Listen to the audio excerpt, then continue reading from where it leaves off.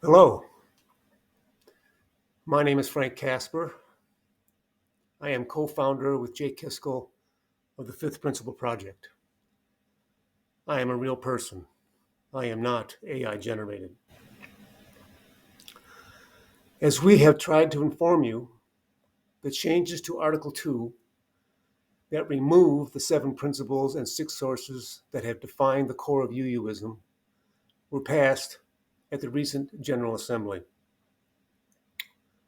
An attempt to make it final will occur at the General Assembly of 2024. If they pass then, the changes will be permanent. Moreover, making further changes or amendments to Article 2 in 2024 will be considerably more difficult. This means that Unitarian Universalism, as we have known it, will disappear. No one can really tell us what is replacing it, least of all leadership. However, we do know that the governing structure will be dramatically altered as the independence of both congregations and individuals will be severely curtailed, if not eliminated. We at the Fifth Principle Project have been working diligently to promote and advance a much wider dialogue about the rationale for and the extent of these changes, because we suspect that the majority of UUs are barely aware of what is taking place or what it will mean for our faith. The UUA and their minions have, however, used the levers of power they possess to discourage and suppress this effort. Moreover, we also believe that the tactics used by the UUA to achieve approval for such changes need to be examined. For example, the UUA insisted that a yes vote on the Article 2 changes was a vote to continue the dialogue. They deliberately gave the impression that there would be further conversations and revisions to our principles. Many voted on that understanding. On the contrary, a yes vote meant exactly the opposite, as the procedures for 2024 make it clear that further changes will be very, very hard to do. We have other concerns as well. Everyone expected that surveys on the changes to A2 were going to be taken and that they would be open to all. Do you remember these surveys? Have you seen any tabulation of the survey results? If not, then you should know then that neither did the majority of UUs. The majority of UUs did not see any such event in their congregations, which leaves us wondering if the Article 2 Study Commission conducted actual surveys or just how thorough they were. Consequently, we have no idea how the majority of UUs feel about our principles and everything else in Article 2.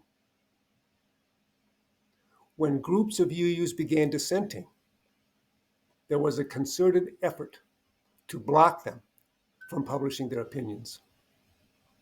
Many ministers said nothing about these proposals, leaving their congregants in the dark, or were able to hear only what the UUA and the Study Commission were saying through the official UUA channels.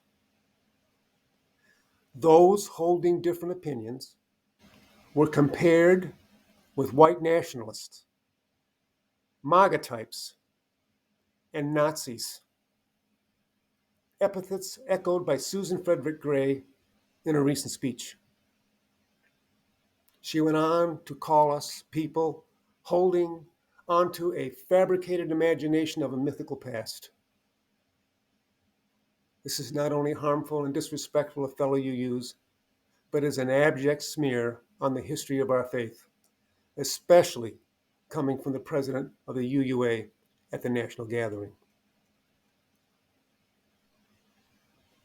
In this connection, we must mention again that no one supporting these drastic changes has ever offered anything by way of a decent rationale for why the principles and sources should be discarded.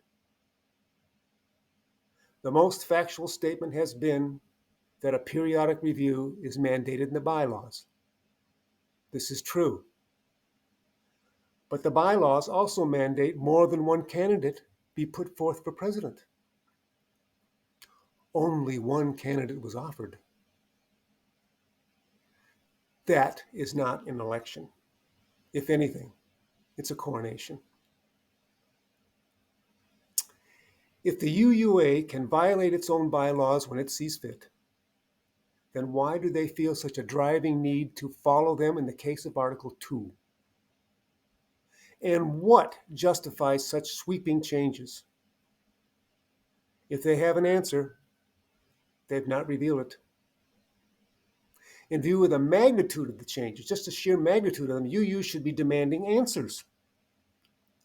Furthermore, the UUA leadership that controls the speakers and the agenda at the General Assembly, not to mention the communication paths between UUs, held elections for key UUA positions on leadership committees and members of the board. The winners were elected with only one UUA committee-nominated candidate for each position. Only one candidate for these positions was nominated by UU congregations. Not only is this not democratic, but it also discourages the congregational involvement and guarantees a perpetuation of the UUA selected leadership. The violations of UU principles and bylaws during the whole Article 2 process have been blatant. A free and responsible search for truth was manipulated and controlled. Not all people were treated with respect and dignity, and the democratic process has become unrecognizable. We can deal with change. We can be a living tradition. We can be anti-racist, but we cannot be hypocrites and still be UUs. While we seek to make UUs aware of the dramatic changes leadership is pursuing and how they are pursuing them, we also urge you to do 3 simple things. Join the Fifth Principle Project and take advantage of the many town hall discussions. It's free.